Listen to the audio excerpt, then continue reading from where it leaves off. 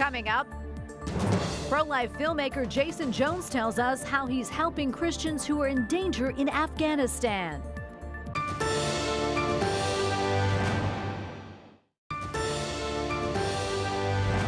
As I mentioned, the Secretary of State was on Capitol Hill today defending the chaotic withdrawal from Afghanistan of those left in the country. Many are facing violence and threats from the Taliban, and some nonprofit organizations and individuals are working tirelessly to get them out of the country and find a new home. And joining us now, he is one of those incredible people helping those left behind in Afghanistan, pro-life filmmaker Jason Jones.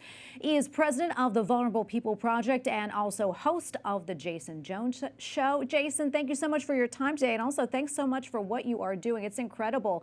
For those who may not be familiar, can you tell us a little bit more about the Vulnerable People Project and what you're doing to help those in Afghanistan? Tracy, well, thank you for having me on your show. The Vulnerable People Project, it's our little Catholic apostolate that seeks to defend the most vulnerable people in the world and those moments of greatest vulnerability.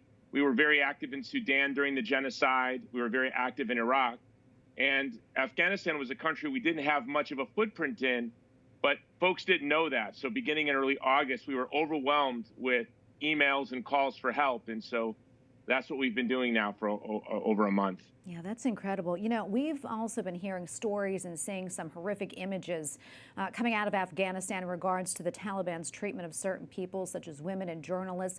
Can you talk about the threat that the Taliban poses for religious minorities there, in particular Christians?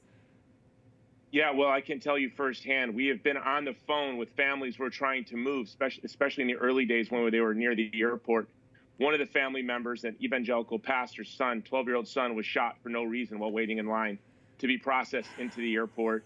We're working with dozens of Catholics now that are in safe houses, that are in hiding. An alert just went out today that tonight the Taliban will begin searching house to houses in several districts.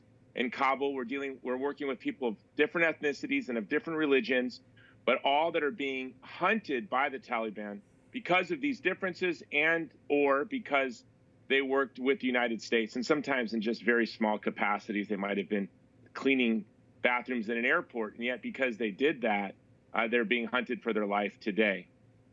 It is so disturbing to hear that. We hear more and more of those stories.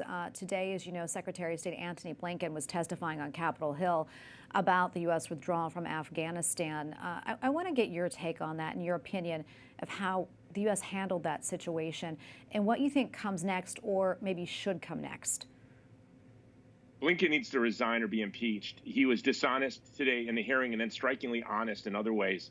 I was surprised that he admitted that the Secretary of the Interior of Afghanistan is a part of the Haqqani network. In fact, he's the son of the founder of the Haqqani network, an al-Qaeda affiliate. Almost all of the members of the new government are members of al-Qaeda or al-Qaeda affiliates. We lost $80 billion in weapons. Today, Blinken continued with this dishonest narrative that those weapons were demilitarized. $80